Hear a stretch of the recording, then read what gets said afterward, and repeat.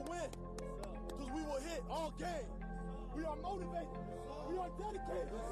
Come on now. Come on now. We will win because we are the best on the field. And we hit the field like all day light, all night light, on the blue light, offense light, defense light, this squad light, house call light, and it sound light, and it sound light, and it sound light.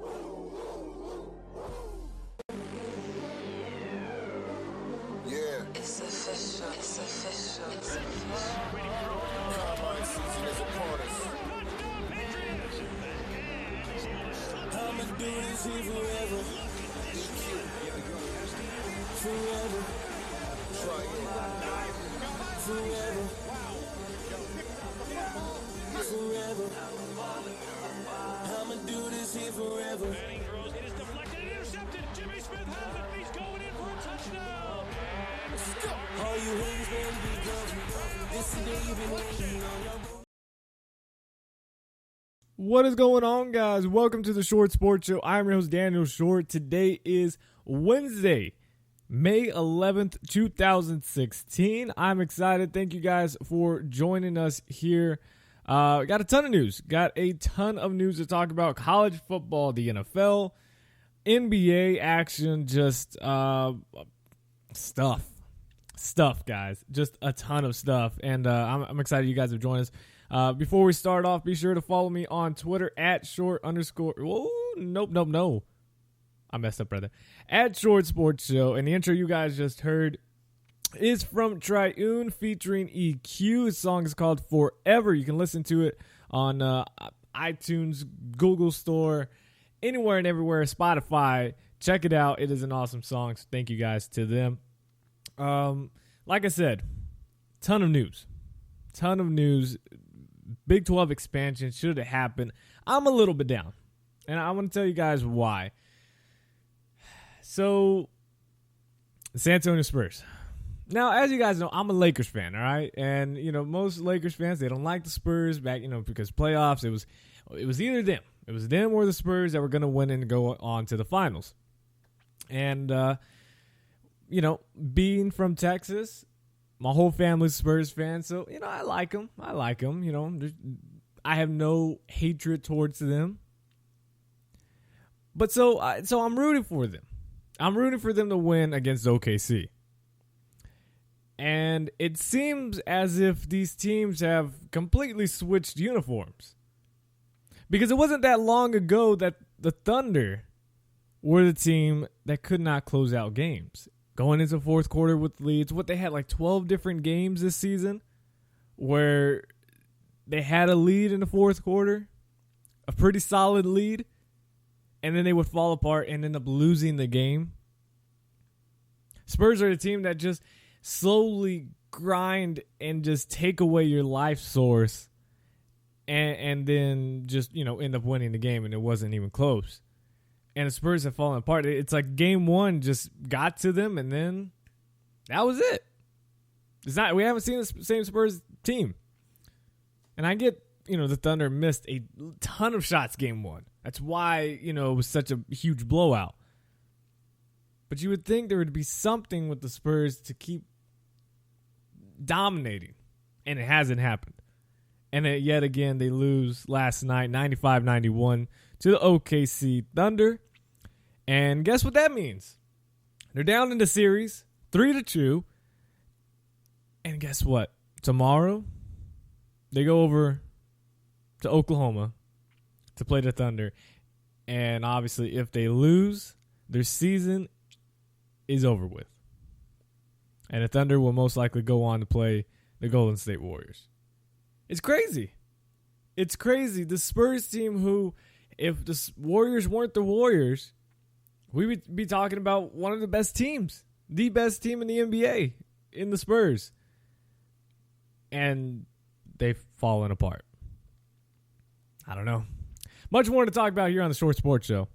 Today's show is sponsored by Intergrind. Based out of Houston, Texas, let former Texas State linebacker Michael Arakpo help you reach your fitness and nutrition goals. With plans starting at $6.99 a month, why not be a part of this rising program? Whether your goals are to lose weight, gain muscle mass, find the right offseason program, or even for you ladies out there to get that booty blast, you can do it all with Intergrind. Not in the Houston area, not a problem. Intergrind has a program that is personalized just for you. Intergrind has everything you need to meet your personal and healthy goals. NFL linebackers like Titans Bryant and Rakpo, Chiefs linebacker Derek Johnson, Oakland Raiders defensive back DJ Hayden. I mean, the list goes on and on, ladies and gentlemen. Panthers linebacker David Mayo and Buccaneers running back Charles Sims, along with many other young athletes, have already begun. Find your personalized workout and nutrition plan at intergrind.com and call 832-475-2829. Again, that's intergrind.com, 832-475-2829. Unleash your inner grind.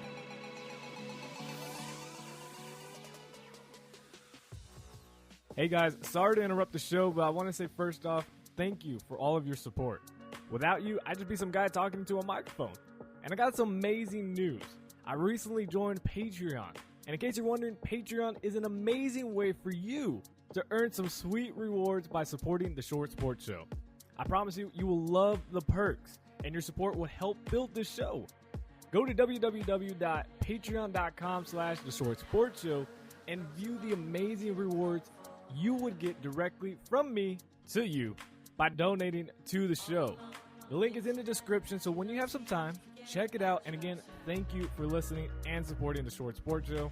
Now back to me rambling on about something.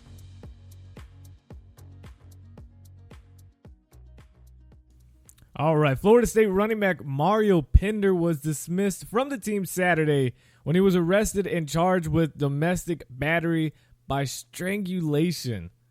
Yeah, good job, Florida State. Pender was also charged with resisting an officer without violence, and after the arrest, Florida State said in a statement that Pender had been permanently dismissed and would have no further comment. Now, this guy he's gone through a little bit of a rough patch. You know, last September, he had a collapsed lung during practice, and he missed all of spring practice this year. And during his career, Pender has battled through some injuries. He served an academic suspension for the 2013 season, so he's had a pretty big rough patch throughout his Florida State career, and it's now all ended. He finished up with 311 career rushing yards, but a lot of people believe that this guy had a ton of talent, really could have done a lot of things, and that's what happened. They just stay clean, kids. Stay clean. Learn from this. On the other side, though, Clemson head coach Dabo Swinney confirmed Tuesday that sophomore wide receiver Deon Cain has been reinstated to the team. Cain was Clemson's second leading receiver when he was abruptly sent home for a violation a violation of team rules just one day before the college football playoffs. We talked about it in our preview show. Right before the Orange Bowl, sent him home. One of your top targets. And that's a way to send a message. And I respect Dabo Swinney for that, because most coaches, they're going to sweep that under the rug and say, all right, hey, we'll address it after after our season's over with, because we need you. So just play now, keep your head down, and just play, do your thing, and we'll address it later. Nope, he said, you know what? One day before one of our biggest games against Oklahoma, who we thought had a pretty good chance of possibly beating Clemson, said, you know what? Nah, you're going home. You're going home. We don't need you. Huge. And Dabo Swinney did a good job by doing that. And Cain obviously has looked like he has learned his lesson and is now back with the Tigers. Now, Michigan, one interesting little point about that. Now, of course, satellite camps are back, so Michigan is going crazy. And apparently, they are also going global. The Wolverines have set a June 3rd camp, not in the United States, but in Australia. Nathan Chapman of Pro Kick Australia reported on Twitter last night or Wednesday morning, depending on what Australia, if you're going Australia time, it's Wednesday morning, or our time, it was Tuesday night. But anyways, participation by Michigan coaches was already confirmed for 27 camps in the United States. Now, in case you guys haven't noticed, you can only offer 25 scholarships. I mean, technically you could offer a little bit more, but then that cuts down your next year's scholarships. So if you offer 27, then you only got 23 next year. See what it goes? So he's already got 27 camps. Now plus the Australia, 28 camps and only 25 scholarships, which, it's a good thing. You're promoting your brand, even though Michigan's already a big brand. It's not like he's got to promote some other school. And it's a good opportunity, again, for all of these kids.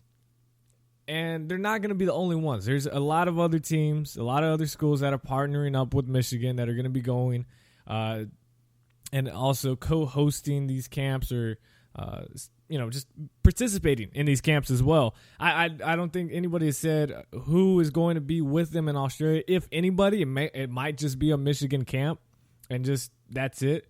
So basically what we're looking at so far, 28 camps, 1 in Australia, 27 in the United States, 3 in Florida, 1 in Jacksonville, and 2 events in Fort Lauderdale.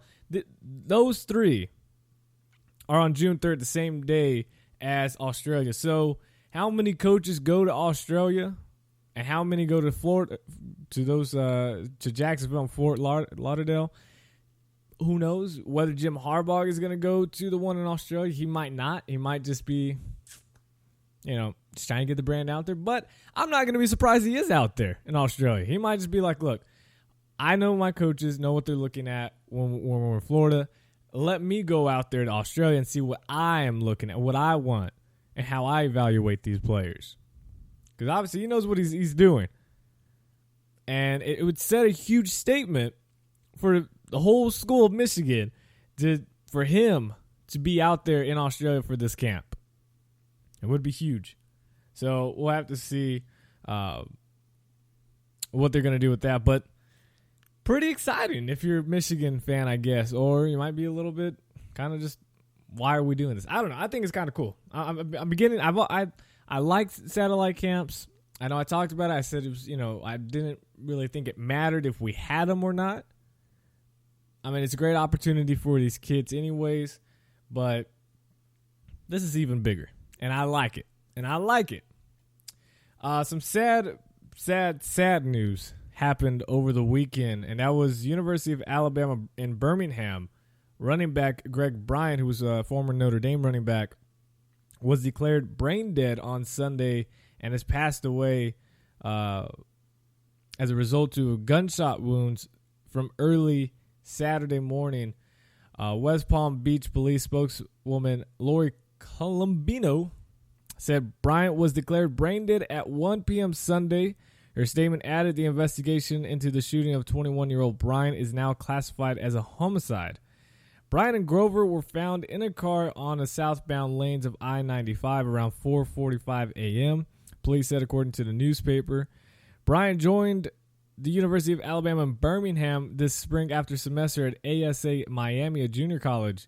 The move to ASA had come on the heels of Bryant being ruled academically ineligible in the summer before the 2015 season at Notre Dame. That was when him, as well as like 4 or 5 other student athletes at Notre Dame, were all ruled ineligible because of academic issues. And the thing that sucks about it now, if you look at his Twitter and you've heard people who talked about him, he received his highest grades he's ever had in college all this past semester. And he got there early. Obviously, UAB bringing back their football program. He said, this is a great opportunity for me to come back and showcase what I can do, play Division I football, and do his thing. And sadly, it all came to an end. And it sucks. It sucks. I have followed him for a while. I believe I had even talked to him at one point. It was a small comment on Instagram. I know, small thing, but I did talk to him. Very humble kid. Very, very, very humble kid. And I was looking forward to watching him play because I liked watching him when he was at Notre Dame in the short time we had him.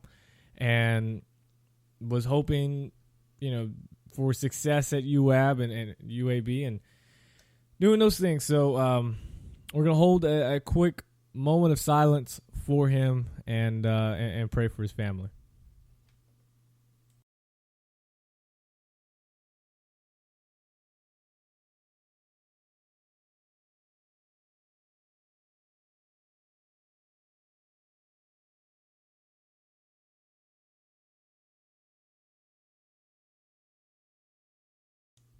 All right.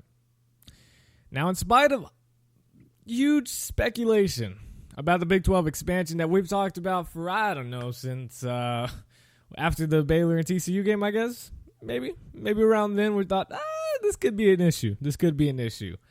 Well, Commissioner Bob Bowsley said he is not receiving any phone calls or emails from schools that are wanting to join the conference. But that is now kind of changed. Since officials from the University of Houston, the University of Memphis, and the University of Central Florida and Colorado State University have all been lobbying members of the Big 12's composition committee, kind of emailing, talking about, saying, hey, we got a program over here. I don't know if you guys have heard of us. I know you guys are somewhat big time, and we'd like to join. You know, we see that you got 2 spots. We're pretty solid at some sports. We can bring in some money. Might not be the big time money you're looking for, like, Notre Dame or Florida State, Miami. But, maybe after a year or two, get some recruiting in, facilities coming up. We can help. We can help a little bit. Y'all got a spot. So that's what's happening, basically. That's kind of the dealio that's happening. And, it's becoming a little bit of an issue. Obviously, there's tons of articles out there, whether they're clickbait or they actually have huge information. And we're trying to figure out what's the deal. Why the Big 12 should expand or why they shouldn't. And it's becoming more and more like they really shouldn't. And I know, I hate it. I hate it because I want the Big 12 to expand. And I don't want just 2 other members. I want 4 other members. I want to make it big time. That's my deal. And I don't believe that's going to happen at all. But here's some of the situations, some of the things I've been hearing. I got people, okay? I know I'm a bit amateurish, but I have people. I have sources. I do talk. And so here's what I heard. Whether I take it with a grain of salt, but in case it comes true, you heard it here. Now, there's talk that Texas, obviously, we all knew this. They're going to fight the expansion. They don't want it. We all know this. They don't want it because that means the Longhorn Network will fold and become the Big 12 Network, which means that $15-20 million they get per year just to themselves, not going to happen anymore. It's going to be more money, but they won't be getting it all. They got to share it with all the other members, which means if they expand, 11 other members are going to get that money. That money. So they don't want that, of course. And if your school had the Longhorn Network, if you had your own network and you were getting $15-20 million a year, are you going to want to expand and share a piece of that pie? No, sir. No, sir, you won't. No, sir. So a source has said that Texas is trying very hard to convince both TCU and Texas Tech to vote down any expansion. And the reason is that there are a good amount of Texas officials who helped TCU get into the Big 12, which I kind of find that a little bit hard to believe. Not just saying, oh, TCU could have gotten in, blah, blah, blah. No. It's just the fact that Texas really didn't help us when the Southwest Conference died and became the Big 12. They would rather have Baylor than us. So I'm not falling for this thing that, oh, now they wanted us, because I don't think they wanted TCU to come in. I think they wanted to keep it West Virginia, Louisville, because they didn't have to worry about TCU getting any of their top recruits and just have to worry with Baylor and Texas Tech. And that's it. I'm not falling for it, but that's what I've heard. And so, and what they're doing by trying to convince them is saying that, hey, if this conference ends up folding, and actually I think I've been saying 2020, I believe it happens actually 2027, I think. that's when TV contracts come out and end, and that's when all hell breaks loose. That Texas would bring Tech and TCU with them whichever conference they go. So most likely to the Pac-12, they said, you know what? Hey, if we're coming, you got to bring our two other brothers with us. Which is kind of weird because I haven't seen anything about Texas officials saying, oh yeah, Baylor too. And I'm not just saying that as a person who hates Baylor. I really have not heard or seen anything about Texas officials also saying, hey, we'll bring Baylor with us too. I've only seen that Texas is saying that they will bring TCU and Tech with them into the new conference, whichever it might be. Which I don't fall for. I really don't. I don't think that if Texas ended up going to the Pac-12, actually that one kind of makes more sense. But at any point, if Texas actually, kind of, I don't want to be rude about it, but grew some cojones and decided, hey, we want to go to the SEC because of the money and, just everything, the competition. We're going to join there. I don't think they're going to say, hey, TCU, come with us. Hey, Tech, especially Tech, come with us. Because Tech just doesn't make sense. TCU, it does. I mean, that whole market right there, the DFW area, something the SEC doesn't have. They're already in Texas with A&M. It's nothing even. The media market's not even close with College Station and Bryant, Texas, compared to DFW. So maybe, but would the SEC really want two other Texas teams? I don't know. I don't think the Big Ten makes any sense. I heard a show I was listening to yesterday while I was at work said that, Texas would end up going to the Big Ten and Oklahoma would go to SEC. I think that's flipped. I could see Oklahoma maybe wanting the SEC, but I think they got more of a chance going to the Big Ten while Texas could go to the SEC. But overall, I think that Texas is just too scared. I think they're way too scared. But that's what I've heard. Obviously, I would like the Big 12 to expand, like I said. Whether it happens now, who knows? Because Houston I get it. It's one of the biggest cities in the United States and a huge market. But do you really want another Texas team with all the other teams that we have? And again, not the strongest. Memphis, if they were more reliable in basketball where they used to be. Football, I get it. They did pretty good last season, but Justin Fuente's gone. That hurt them a ton. Central Florida, not winning any games last season doesn't help. I get that you have Blake Bortles and you beat Baylor in the Fiesta Bowl a couple years ago, but you lost every single game last year, and you really have no tradition in any sport. Not helping. I get it. You're in Florida, Orlando. Woo! That's not always going to sell here. Colorado State, academically, absolutely. Sports-wise, no competition whatsoever. It's just going to be another Iowa State. Does the Big 12 want that? And that's the whole reason the Big 12 has not expanded.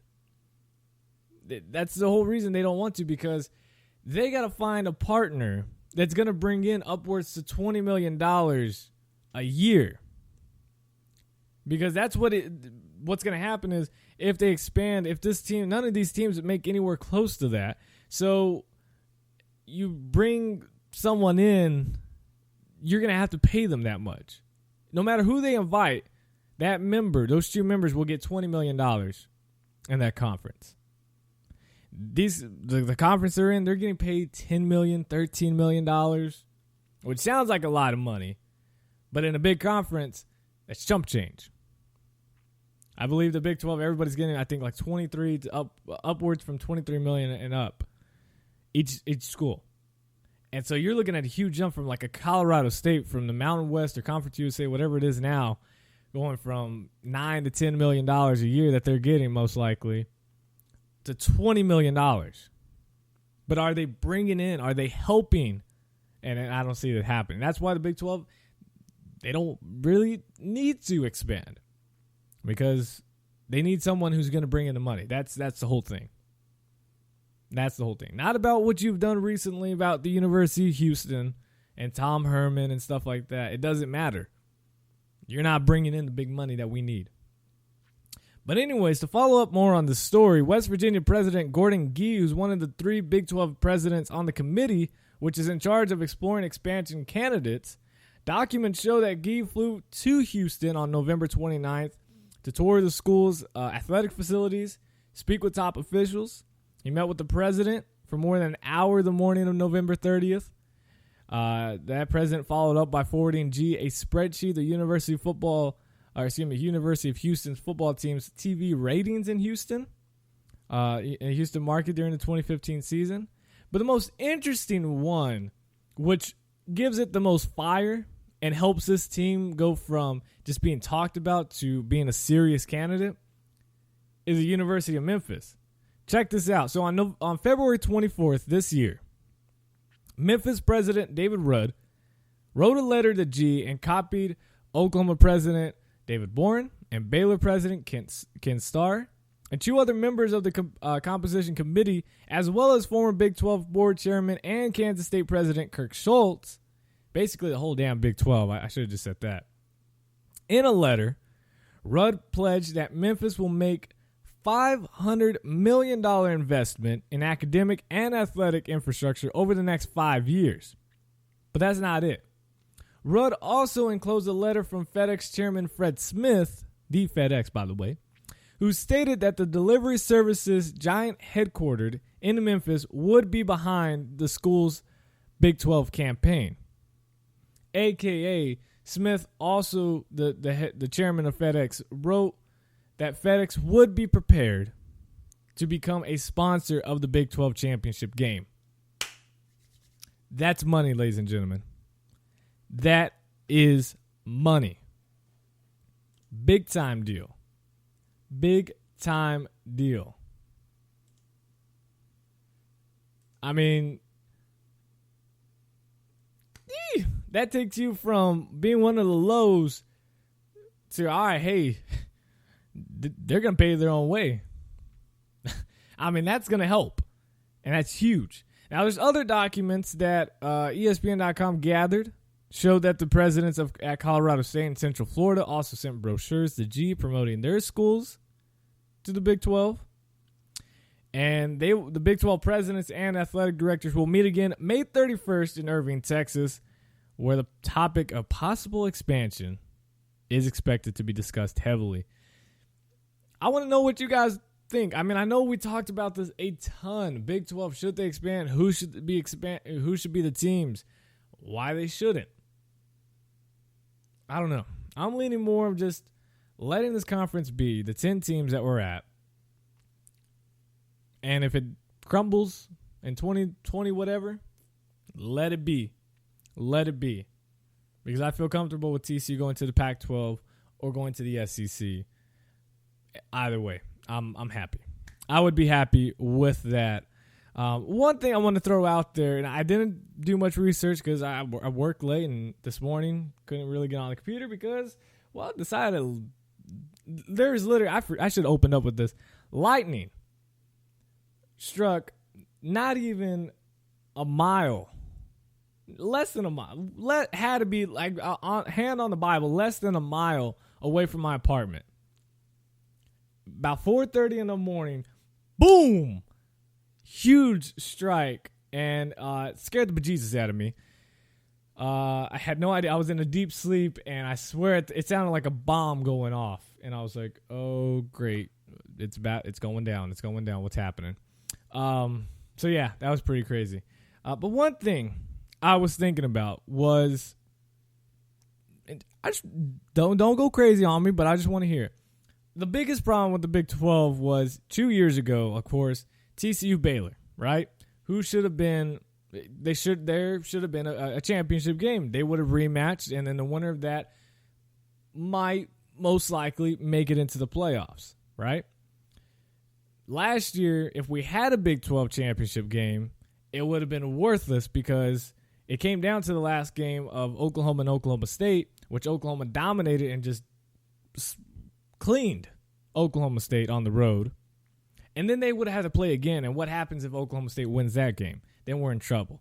So my thing is, and I understand, I have the feeling the answer is just, well, sponsorships, money, and planning. I get it. Here's my thing. What if could we find a system where, since nobody's happy with expanding, because we can't get a Miami, a Florida State, a Clemson, Notre Dame, we can't get any of those big dogs, which would bring in the money, and they, trust me, Big 12 would do it in a heartbeat. So why not just say, look, we'll get closer and closer. We'll sign a deal through the next 5 years. And that deal is we will have a conference championship game if permitted.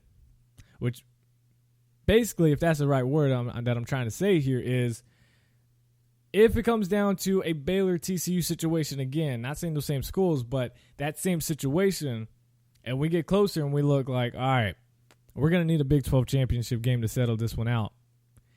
Boom, let's do it. Have it at Jerry's World again like they always did, and play it.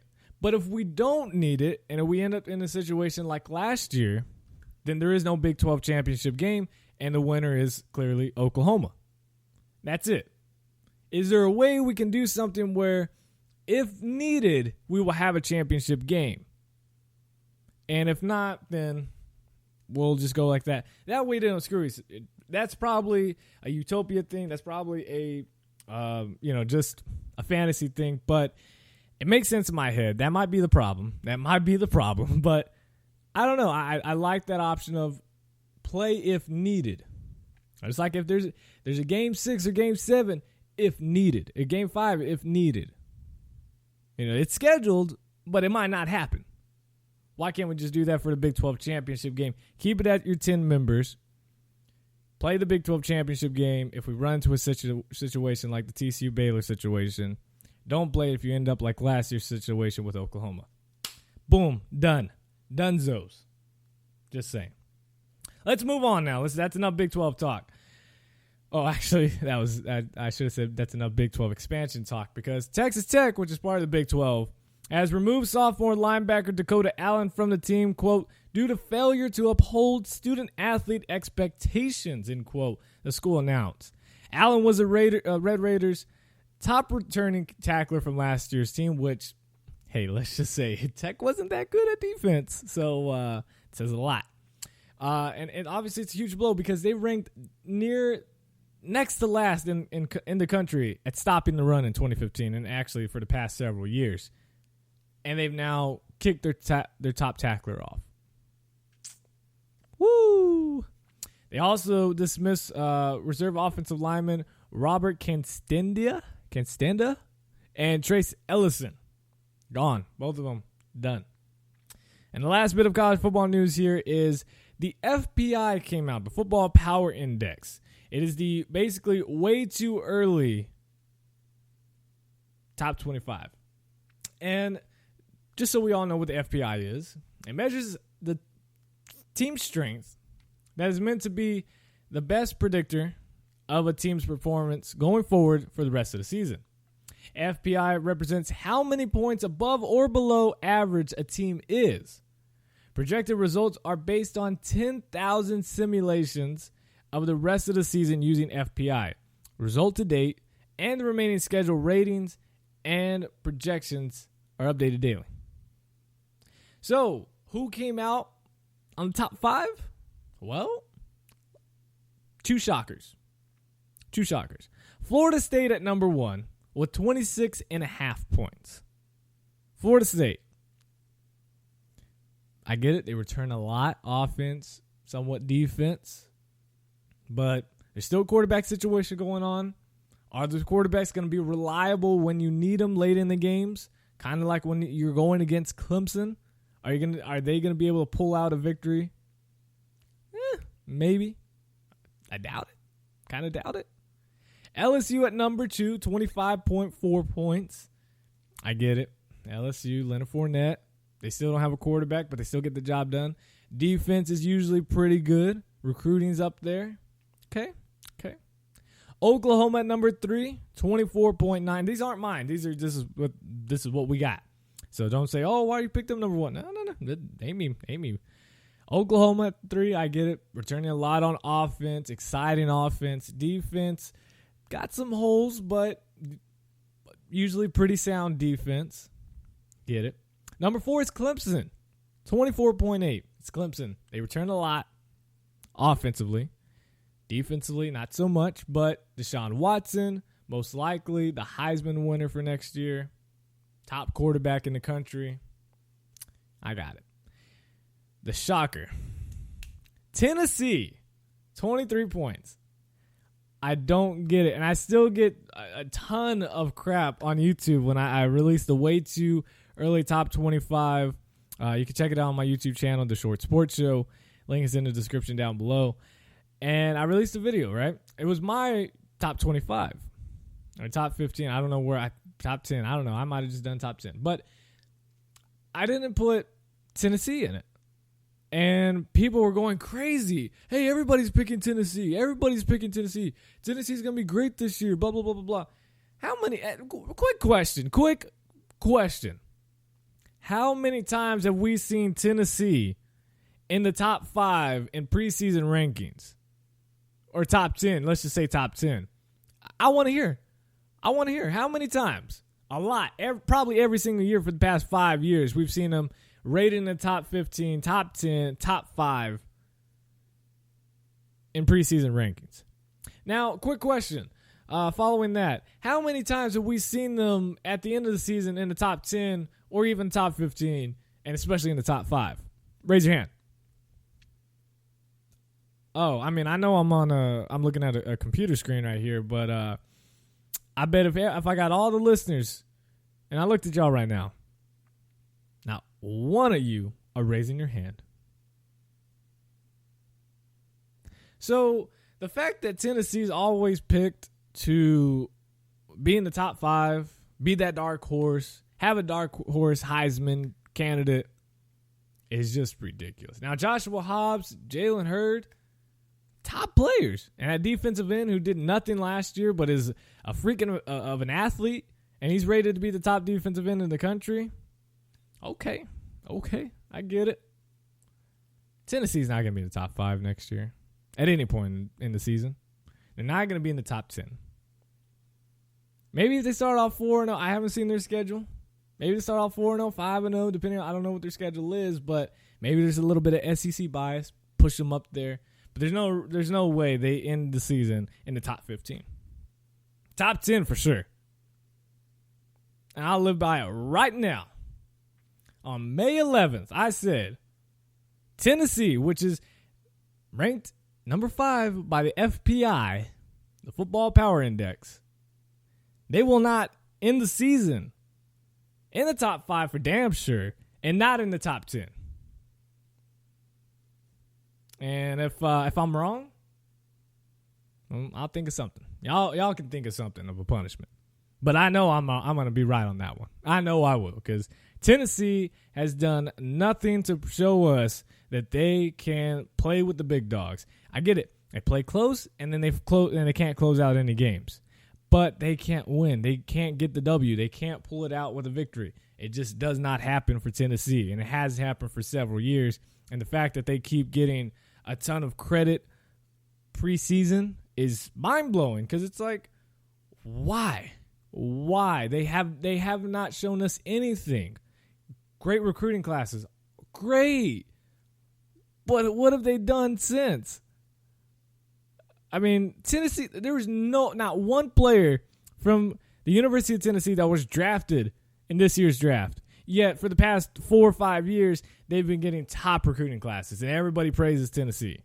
I'm not a hater on Tennessee. I want them to be successful. I like Tennessee. But the fact that they keep them and Auburn, for some weird reason, always get a ton of hype, and being the playoff contender, the dark horse Heisman winner, and they do nothing in the season. And it's like nobody else who believes that gets heard. And it's mind-blowing. I don't know. It's mind-blowing to me. I'm sorry. Prove to me that you can win the big games multiple times, multiple years, and then I'll believe you, and I can see why you would be in the top 5, top 10. But Tennessee has done nothing but 8-4, 7-5, and maybe 9 wins at most. Sorry, I get it. You're the SEC. Woo. You're not doing anything for me, bud. Sorry. After that, it's Alabama, Ole Miss, USC, Oklahoma State, and Georgia to round off the top 10. And nobody too important that's left. Michigan's at 11, Louisville at 12, UCLA, Washington, Washington, I'm liking. I know it's kind of contradicting because they haven't done anything either, and I'm a little bit biased towards Washington, but something says this year might be pretty good. Got Texas A&M at 15, then Baylor, Ohio State at 17, Auburn at 18. There we go again. 19 is Florida, and Notre Dame at 20. Ay. Notre Dame honestly should be higher. They really should. Notre Dame, Baylor, UCLA, Michigan. Depending on Louisville, what they could do offensively, that quarterback learns to pass first and not run. Maybe Louisville's a little bit higher. Alabama should be higher. Ole Miss, maybe. USC should be a little bit lower than that. I don't know. It's crazy. It is absolutely crazy. Hey, guys, sorry to interrupt the show, but I want to say first off, thank you for all of your support. Without you, I'd just be some guy talking to a microphone. And I got some amazing news. I recently joined Patreon. And in case you're wondering, Patreon is an amazing way for you to earn some sweet rewards by supporting the Short Sports Show. I promise you, you will love the perks, and your support will help build this show. Go to www.patreon.com/theshortsportshow and view the amazing rewards you would get directly from me to you by donating to the show. The link is in the description, so when you have some time, check it out. And again, thank you for listening and supporting the Short Sports Show. Now back to me rambling on about something. So the Madden 17 cover is to be announced. Now, past years we've had the ability, the chance to vote. This year they said, nah, ain't happening. You're not going to be voting for the Madden cover. We're doing it. And it may be because it's probably Cam Newton. Now, it'll be announced tomorrow on Thursday who's going to be the cover of Madden 17. And Cam Newton, for the past 2 or 3 years, has been runner-up each time. And maybe they're like, hey, we really want Cam Newton, since he's right in his prime right now, to be on this cover. And we don't know what could happen to the Carolina Panthers. They could just fall off the planet. And we want them now. We want them now to sell copies. So I could see it being Cam Newton. And I want to hear what you guys, who do you believe is going to be on the Madden 17 cover? I know people are thinking maybe J.J. Watt. People have also said Peyton Manning, even though he's not going to be playing anymore, but to have him celebrated. Maybe they start doing past players. I don't know. I could see, though. I will throw this out there. I could see Peyton Manning being on a pre-order special or the special edition. You know, there's always two copies. If you pre-order the special copy, is usually like $10 or $20 more. You get ultimate team cards and packs and all this other stuff. You get some freebies with it.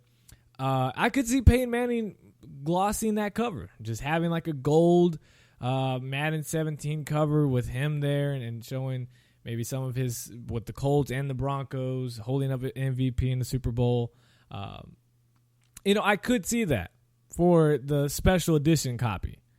And when it comes to the actual normal copy of Madden 17, I am honestly going to say, and what I truly believe what it will be, I think we'll have another dual set. A dual set of players. I think just like when we had Troy Polamalu and Larry Fitzgerald in Madden 10, I'm going to say we're going to have J.J. Watt and Cam Newton on the cover. And check this out. So Madden has done a pretty good job the past 2 years in picking, when they have that intro to the game of who's going to make it to the Super Bowl or the playoffs. 2 years ago, we had the Seahawks versus Panthers in the NFC Championship game as their prediction. It ended up being the divisional playoffs, so that's pretty damn close. They couldn't do nothing about seeding, but they were close, and we kind of thought, Panthers aren't going to be there. They still got problems to figure out. They still need an offense with receivers and blah, blah, blah, blah. They somewhat got it right. Then last year, I clowned EA Because I was like, there's no way we're going to see Arizona Cardinals in the Super Bowl. I thought Steelers had a good chance. Le'Veon Bell stayed healthy, and a few other players stayed healthy, and the defense showed up. Steelers could have made it.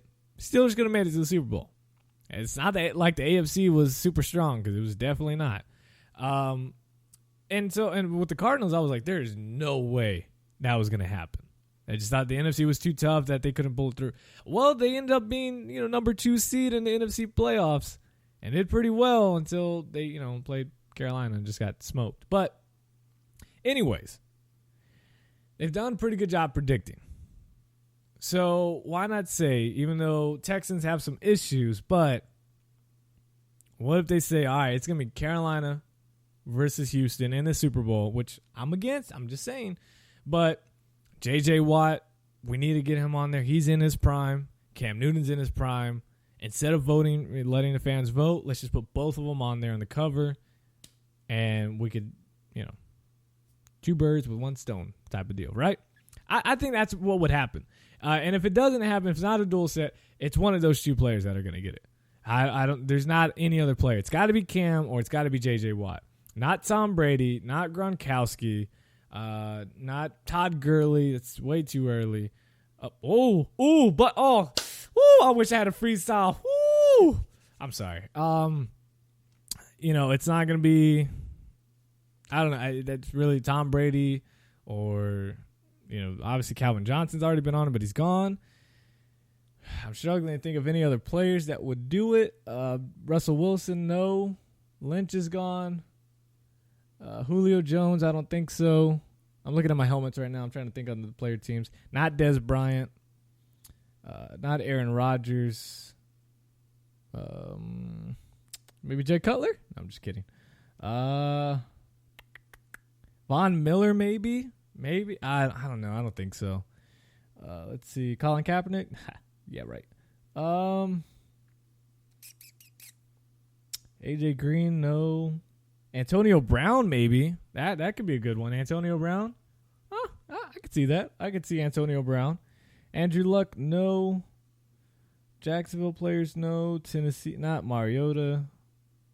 And J.J. Watt. Cleveland Browns, they could just put the Cleveland Browns on there. I already cursed as it is. So, yeah, that's it. I want to know who you guys believe would be on the cover of Madden 17. Who do you think will grace that beautiful cover? And I'm personally going to go with the J.J. Watt and Cam Newton. I'm going to go with those 2 as a dual set. That's what I do. With the special edition being Peyton Manning. That's what I say. All right, let's move on. The Tennessee Titans have agreed to terms on a multi-year extension for tight end Delaney Walker. The team announced Friday. I'm sure the numbers were announced. I did not check on it, which I should, because I'm unprofessional apparently. But apparently it was a 2-year extension worth $14.7 million with $8.2 million guaranteed. He was entering the final season of his current contract, and they reworked it, add 2 more years on it, so he signed through the 2018 season. He spent the first 7 years of his career in San Francisco before signing with the Titans in 2013. Excuse me. And last year, he led all tight ends with 94 catches last season, and he set franchise marks with his receptions and 1,088 yards receiving. So good job for him and being their go-to tight end. Also, New England Patriots wide receiver Danny Amendola had restructured his contract yet again to stay with the team. Now, this is the second time he's done it. Excuse me again, sorry. Last year, he reduced his base salary from $4 million to $1.5 million. Huge pay cut. He wants to stay with the Patriots. He wants that ring very, very badly. And this year, he was scheduled to earn $5 million and count $6.8 million against the salary cap. And he decided, hey, I'll restructure it. Maximum value of $7.35 million over the next 2 years, with an additional $750,000 in incentives and roster bonuses. This is going to be his 4th year with the Patriots in 2016, and a rival of the Patriots is the New York Jets. And I had the opportunity to talk to New York Jets beat writer Darryl Slater with New Jersey Media and talk about Christian Hackenberg, their quarterback situation, what they could be looking for in 2016, and also the rookie minicamp that they just had, and what Jets fans could look forward to, as well as overall fans of the New York Jets. We have Darryl Slater, the beat reporter for the New York Jets at New Jersey Advanced Media. How are you today, Slater? Not too bad. How you doing? Pretty good.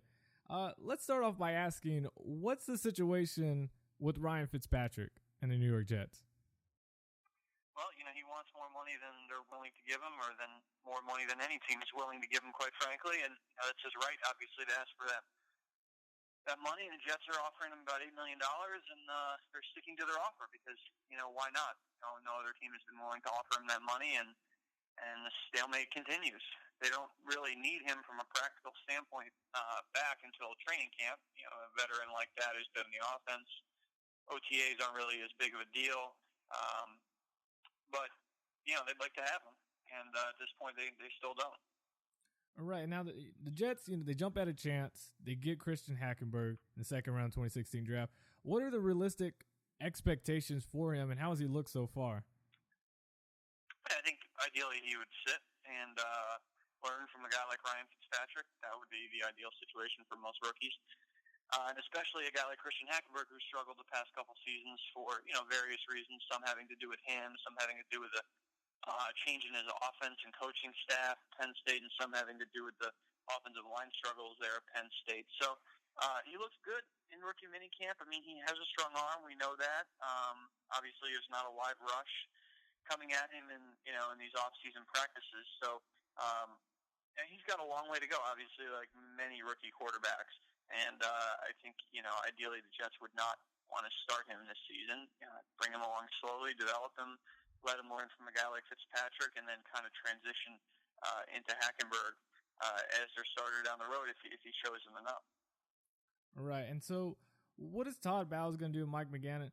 Thinking with Geno Smith and Bryce Petty, is there going to be a situation where if Fitzpatrick does come back, will they have 4 quarterbacks on this roster? Yeah, Mike McCagnon did not rule that out the other day. He said that there's a possibility they could go into the season with 4 quarterbacks on the active roster, which is not unheard of. It's uncommon. Last season they had 3 on the active roster. A lot of teams will only carry 2 and then keep a 3rd guy on the practice squad. The problem is if they do try to put Bryce Petty on the practice squad, he's a guy who was a 4th-round pick last year. He's got some talent. They have to put him on waivers first, so they would risk him getting claimed by another team, which certainly could happen if they try to stash him on the practice squad. They could cut Geno Smith, save $1 million against the salary cap. This is the final year of his rookie contract coming up. But if you do that, then your backups behind Fitzpatrick, presuming he's back, would be Bryce Petty and Christian Hackenberg, which is not ideal because neither of those guys has played in the game. Look, for all of Geno Smith's shortcomings, he's a game-tested backup quarterback, and you don't have a lot of those in the NFL. So that guy can be important for you even if he's not your starting quarterback. So certainly they could end up carrying 4 quarterbacks on the active roster. Right, and it's only been a few days now with the rookie minicamp. Who has stood out in your mind? Who do you like the most, and who do you believe will have the biggest impact for the squad? Well, I mean, it's so early to say. We only got to see a couple days of rookie minicamp practice and an hour-long practice per day. So it was very informal, very basic stuff.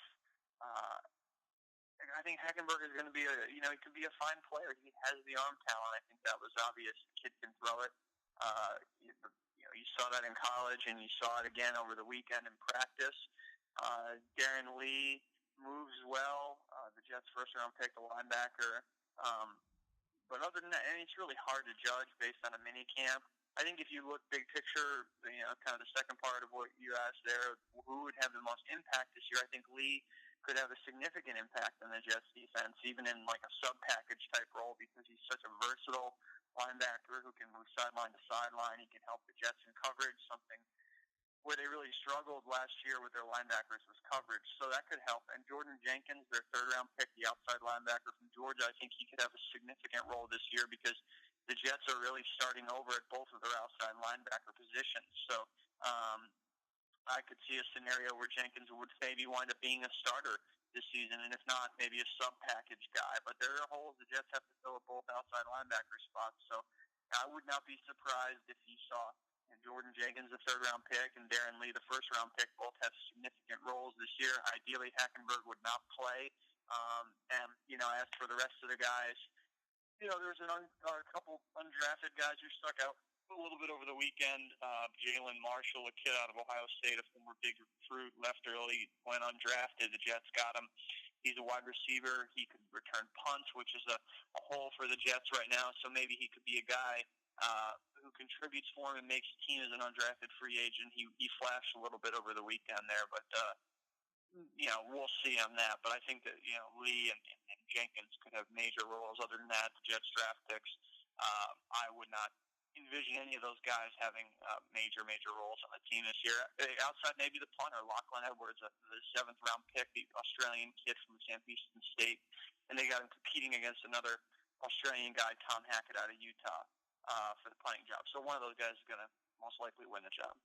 Right. It was so many rumors about Muhammad Wilkerson. Is he going to stay? Knowing from you being around the team, do you believe he's staying and nothing else is really happening? Everything else is just smoke? Yeah, I mean, they can't trade him at this point, really. I mean, if they were going to trade him, it would have been before the draft. They would have gotten draft picks and moved up, and that's how they would have done that trade. Player trades are really uncommon in the NFL, and so I don't see any way that they trade him at this point. They've put the franchise tag on him. He doesn't have to sign that until the middle of July. They have until the middle of July to work out a long-term contract. They've been at this now for a couple years now, a year really in earnest, with this disagreement over his contract. I think he plays the year under the franchise tag, and then he becomes a free agent next offseason, and someone else signs him. I think that's just the way it's going to go for him. He'll make the $15 million this year on the franchise tag, but the Jets could tag him again next year, but it would end up costing them about $18 million for another one-year thing. So I don't think they would do that. I think really Mike McCagnon even came out and said it. At this point, trade of Muhammad Wilkerson is pretty much almost impossible. It's not going to happen. He'll end up, probably not coming to any of the voluntary off-season workouts. Obviously, that July 15th deadline is before training camp. He doesn't have to sign the franchise tag. I mean, he can just not play if he wanted to do that, but I would be surprised if he does that. I think he signs the tag, he takes the $15 million, he plays this year, and tries to play well again, and becomes an unrestricted free agent next year and tries to get a big paycheck, because it looks like the Jets aren't going to give him what he wants. Right, and finally, after all the Instagram and Vine hype around Odell Beckham's cousin, Teron, how did he look with the Jets? I mean, he looked like a guy who hadn't played football since 2010 in an organized game. He is an athletic guy. He obviously put up big testing numbers. He's ripped. I mean, the guy looks the part. I think he'd be, he's done fitness modeling stuff, and I think, if he wanted to dedicate himself to it, he'd be a guy that actually wouldn't be a bad pro wrestling type guy, because he's just so ripped. But he's not an NFL football player. I think that's pretty clear. They had 22 tryout guys in this past weekend. Typically 1 to 0 to maybe 2 of those guys get signed. They just signed a cornerback, a kid named Bryson Keaton out of Montana State. So they wound up not signing Teron Beckham as of right now. Mm-hmm. He did have a fumble he only had a few carries over the weekend, which is typical for those tryout guys, and he fumbled one of them. So I don't think there's any way he lands with the Jets at this point, and I would be surprised if you ever saw him do anything significant in terms of getting in with an NFL team. I mean, the kid went from 2010 to 2016 without playing football. He never played college football. He's, how old is he? He's 23 years old now. Yes, he's not old, but I don't see it happening for him. It was a neat story, but obviously with his skills, he has other opportunities ahead of him. It's just that, he's not going to be one of the select few people who make it in the NFL, and there's no shame in that. Right. Darryl, I appreciate you coming on to the show. Thanks for having me. All right, thank you. You guys can follow Darryl on Twitter at Darryl Slater on Twitter. Today's show is sponsored by Intergrind. Based out of Houston, Texas, let former Texas State linebacker Michael Arakpo help you reach your fitness and nutrition goals. With plans starting at $6.99 a month, why not be a part of this rising program? Whether your goals are to lose weight, gain muscle mass, find the right off-season program, or even for you ladies out there to get that booty blast, you can do it all with Intergrind. Not in the Houston area, not a problem. Intergrind has a program that is personalized just for you. Intergrind has everything you need to meet your personal and healthy goals. NFL linebackers like Titans Bryant Chiefs linebacker Derek Johnson, Oakland Raiders defensive back DJ Hayden. I mean, the list goes on and on, ladies and gentlemen. Panthers linebacker David Mayo and Buccaneers running back Charles Sims, along with many other young athletes, have already begun. Find your personalized workout and nutrition plan at intergrind.com and call 832-475-2829. Again, that's intergrind.com, 832-475-2829. Unleash your inner grind.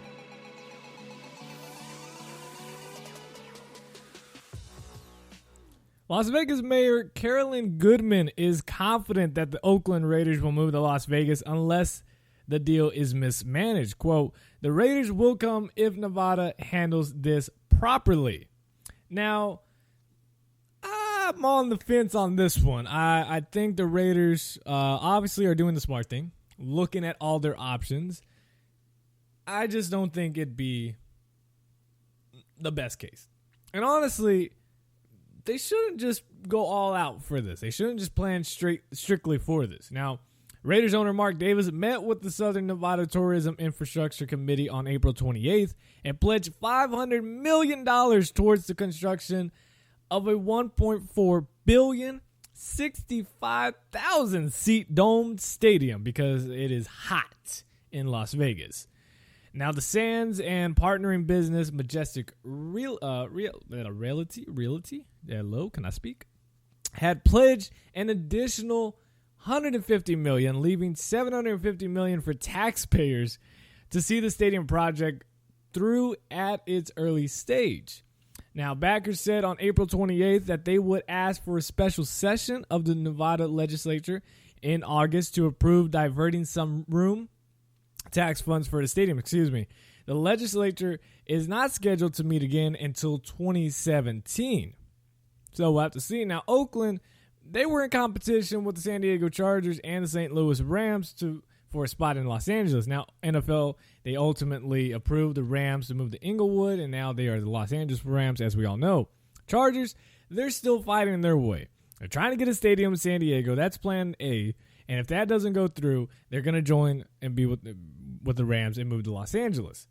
But if the Chargers, which, it's a lot more, it's looking upwards that they might actually get a stadium in San Diego. So that tells the Raiders, all right, well, if that happens and the Chargers do agree and they get a stadium in San Diego and they stay there, you can now move from Oakland to Los Angeles. That was part of the deal. That doesn't mean it's automatic for them. They still have to be approved by the NFL. They still have to get the 24 out of 32 votes to move to Los Angeles, but that they are the next team up, basically. And so then they have the options of, all right, do we still work out a deal here in Oakland? Do we finally get our stadium? Probably not, and that's least likely. All right, so do we look at moving to Los Angeles? Is there a higher chance that we will go to Los Angeles, become partners with the Rams, and make it like the old days? Do we have a good chance of getting those votes? Or do we have a better chance of moving to Las Vegas, moving to San Antonio, moving to Canada? I don't know I'm just kidding, to Canada. I don't know if they're actually looking at that. But wherever to get out of Oakland. Because Oakland is just like, whatever. And the Raiders, they're just like, we need to find a place. We need a home. Because we don't feel comfortable here in Oakland, and this stadium is crap, which we all know. I personally would not like to see the Las Vegas get the Raiders. There's nothing wrong with Nevada. There's nothing wrong with Las Vegas. I'm just not a huge fan of Las Vegas. And I think it would fit the mantra of the Raiders going to San Antonio, not because I'm near San Antonio being from Texas, and I get that would make us 3 teams, but I don't want to hear that argument that there's too many teams because check out Florida and check out California. Thank you very much. Next question. Now, the thing with that, you have the Spurs, black and silver. Raiders, black and silver. You have that, and it's not just the colors, but the success that San Antonio has had and the market it does hold is bigger than Las Vegas. So why not go there? And I get it. You got to deal with probably being, going to be the stepchild of the Dallas Cowboys. You'll be right there even automatically with the Texans because the Texans haven't done anything. And so you have to deal with that. But the city of San Antonio is going to be much more like, hey, we are going to make this work somehow, some way. And being in San Antonio, you got Austin nearby. You got people that are going to make the drive from basically anywhere. They'll make the drive. If they're Raiders fans in Dallas, they might say, hey, let's go ahead and go. Let's just make a day trip down there, 2-day trip or whatever. And they can make it happen.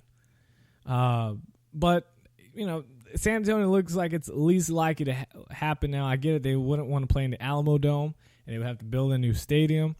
That's fine with me, but I just don't like Las Vegas. It's just dirty. It's just wrong. I don't know. I'm just not a huge fan of it, but I don't know. Whatever. Los Angeles hasn't been too good to the Rams just yet. As we all know now, the Los Angeles Rams, it's official. But safety T.J. McDonald, he was arrested Tuesday morning on suspicion of driving under the influence. He was released on a $300 bail at about 6:20 p.m. And he played at USC, been in Southern California. And then earlier this offseason, Rams running back Trey Mason, he was arrested on suspicion of possession of marijuana, reckless driving, failure to register a motor vehicle, and resisting arrest.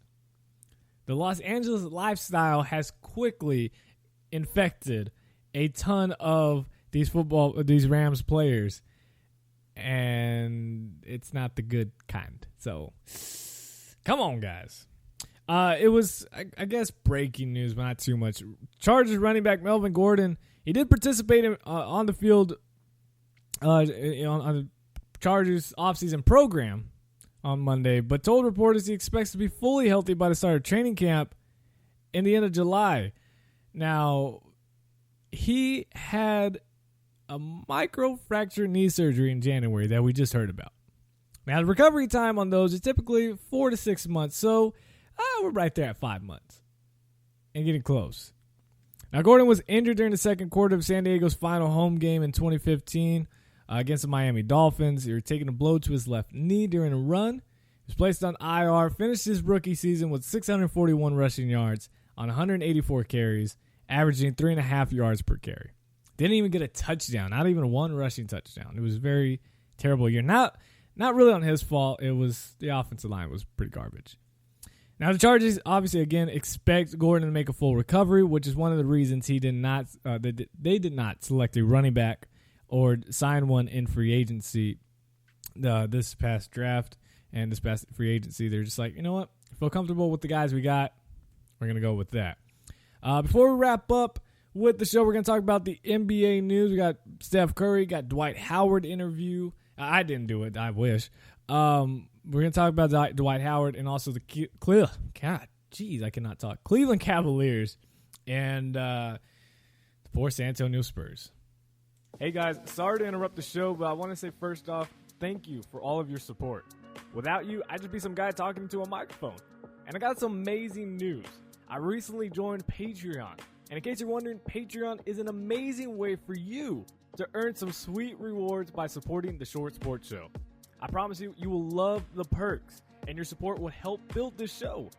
Go to www.patreon.com/theshortsportshow and view the amazing rewards you would get directly from me to you by donating to the show. The link is in the description, so when you have some time, check it out. And again, thank you for listening and supporting the Short Sports Show. Now back to me rambling on about something. So Steph Curry became the NBA's first unanimous most valuable player on Tuesday, winning the award for a second straight season. At just 28 years old, he swept all 131 first-place votes, including 130 from a panel of sports writers, broadcasters, and one from the Kia MVP fan vote. The fan He could have screwed it up. Imagine that. Kia would have looked so bad if Curry became just like with Shaq and I believe LeBron James, of both being one vote shy of getting the unanimous MVP vote, a first place vote. Imagine that fan, how he would feel like, oh, God, I was the guy or woman that didn't vote for Steph Curry. I voted for LeBron James or whoever. But it didn't happen. Now, San Antonio Spurs forward Kawhi Leonard was second in the voting and wasn't close. It was like the total was 1,300 for Steph Curry, and then it was Kawhi Leonard with like 641 or something. And then LeBron James after that. Now, the Warriors, they returned home after Monday's Game 4 win in Portland, which Curry had 40 points, including 17 in overtime. This guy missed his first 9 shots. He was 1 for 10 to start the game when he came back. And then just went off. Absolutely dominated. This guy's legit. And honestly, and if I'm the Warriors, I get it. He struggled early, and then he came back strong, as we just talked about. I wouldn't even play him next game. Game 5? Nah, not happening. Not playing him. And the reason is, this series is basically wrapped up. You got it. It's at home tonight at 9:30 Central Time on ESPN, I believe. I didn't even write that down. It might not even be on ESPN. I'm pretty sure it would be. I don't know. Scratch that. But anyways, 9:30 Central Time. It's at the Warriors. So just wrap it up. You know, you played well without him. He helped you win this game last game. He did an amazing job. But just let it go. Let it go. Keep him healthy. Keep him. And I actually just, if need be, put him in there. If this game needs to, in the fourth quarter, close it out, then you can put him in there. Or in the fourth quarter. But why risk it? Why risk it and just close the series? Because you're going to get some rest. Especially, you got to hope the Spurs win tomorrow. Because then it goes Game 7. They play an extra game. You get an extra day of rest. Huge. It helps out. It helps out. Every little bit helps. Why risk it? Now, Dwight Howard, in an interview Tuesday night on TNT, said he hasn't made a decision regarding his future and that he struggles with his on-court persona. Now, Howard, who played the past 3 seasons with the Houston Rockets, has a player option worth $23.2 million alone for the 2016-17 season. It's expected that Howard will not pick up the option and will enter the free agent market looking for a max contract that could pay him $30 million per season. That's a reach. That's a reach. But this is what he had to say on TNT with Charles Barkley. Why do you think people have a negative perception of you, number one, but are you disinterested at times? Because I say, we talk about this all the time. One of the reasons people like playing for the Spurs and the Warriors, everybody touches the ball. Right. But when you play for the Rockets, not many guys touch the ball. So answer both of those questions for me, please. Okay, the first question, I would say people see me and they've seen the success I've had in Orlando, and they see me now, and they're probably like, man, what's the difference? And I think I was very likable in Orlando, and the way that situation ended, I think people felt as though, I'm just this bad guy. I'm all about myself. I'm a diva. I'm stuck on being Dwight Howard, this famous basketball player. So a lot of people say, you know what, we don't like this guy. And I hear that a lot. And, it really hurts me because, my heart and my attitude towards the game has always been the same. And my drive has always been there. Because I'd never forget the day I came in here and you told me I wasn't going to be good in the NBA. And I never forget the day that Magic Johnson said I wasn't going to make it to the NBA when I was in the 10th grade. And that stuff drives me every day to want to be one of the greatest players to play the game. So that part, to hear people say that, it pisses me off because that's not who I am. I've never been a bad person, and it's not like I want people to like me because I know people are not going to always like me.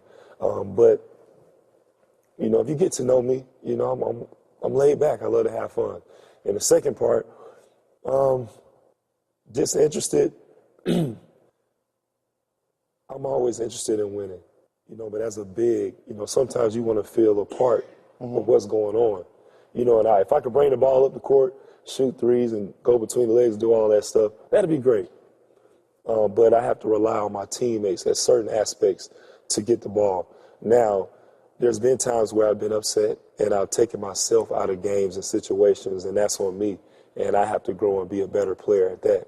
I'm always interested in the game, and I've had the problem with smiling too much, people saying I smile too much or I play too much on the floor. So when I'm not smiling and doing all that stuff, it looks like I'm not interested in the game. So it's like a thin line where I'm like, man, do I not smile or do I smile and have fun? And so that's always been a struggle for me personally. Yeah, so $30 million. It's asking for kind of a lot. It's kind of a lot per year. So tonight we have the Heat versus the Raptors in Toronto at 7 o'clock Central Time. Series tied at 2 apiece. And then the Blazers at the Warriors at 9:30 Central Time. Warriors looking to close out that series. And the Cleveland Cavaliers are just a new type of monster. I mean, they are bad. They are bad. They look really good. It's incredible what this team has done. It's like they just figured out how to shoot 3 points. They were just like, after sweeping the first round, they're like, hey, you know what, guys? The Warriors are onto something that's innovative right there, because I have never seen that you can actually stand behind that big line right there. See the big one? Not the half-court line, but the other line, yeah. If you stand right behind that and you shoot it and you make it, oh, man, it's 3 points. What? LeBron, what are you talking about? 3 points? We can do that? Yeah. If you stand behind that line, it's not 2, it's 3. Oh, my God, we should practice that. We should definitely practice that. Thank you. That was scene 1. I tried. No, I'm just kidding. Yeah, it's like the Cavs just figured out how to shoot 3-pointers. And they're pretty good at it. And it's created a new type of beast, because they swept through the first round. They've now swept through the second round. And they are waiting for the Heat. They are waiting for the Heat. And I feel bad because the Raptors, they just suck. The Heat, they are just hurt. They're broken. They're losing everybody piece by piece. And we're most likely looking at a Cleveland Cavaliers team walking in, literally, actually, I should say strutting into the finals, the NBA finals, sweeping 3 straight teams. I think they sweep the Raptors, and I think they sweep the Heat. It's not close. The Heat are too much broken. They can't be carried by Dwayne Wade. I know he's carried them this far, but he is now bear crawling with the whole team on his back. At first, he was kind of just hunched over. Now it's bear crawling and nearly just facing the dirt. And it's not his fault. It's just bad luck. It just happened. It all fell apart for them. And the Raptors, they just can't shoot. I mean, the Heat honestly probably would have swept this series if everybody was healthy. It would have been over with. The Raptors can't shoot. There's no way this team is a good playoff team. They're just not. The Raptors are not. And they're about to have the same views that everybody wants to talk about as us, and that's watching the playoffs on the couch. Because they're done. The Heat are going to take this and just need to end this series as quickly as possible, because time's a ticking. And the Cavs are just getting better. They're just practicing 3-pointers all day, every day. But that's it for today's show, guys. I hope you guys enjoyed. If you did, be sure to hit that like button. If you're brand new to the show, be sure to follow it. If you're listening on iTunes, do me a huge favor. Give it a rating. Add a couple words. Just say, hi, Dad. Hi, Mom. I don't care. Just put a couple words. Just give it a rating. Let me know how you feel about the show, whether it's good or bad. And thank you guys so much for listening, whether iTunes, Spreaker.com, Stitcher Radio, iHeartRadio, YouTube, SoundCloud, we're everywhere. Stitcher, I already said that. We're everywhere, ladies and gentlemen. Thank you guys so much for listening. Thank you to Darryl Slater of the New York Jets, New Jersey Media. Thank you so much for having the time. And again, I hope you guys enjoyed the show. I will be back next Wednesday morning as we talk about more sports news, and I ramble about a bunch of other stuff. And follow me on Twitter at Short Sports Show, and become a fan on Facebook, The Short Sports Show. All links are in the description down below. Every single link that you need is in the description down below. Thank you guys so much. Check out innergrind.com. Check out Patreon. I'm out. As always, God first, God bless. Peace.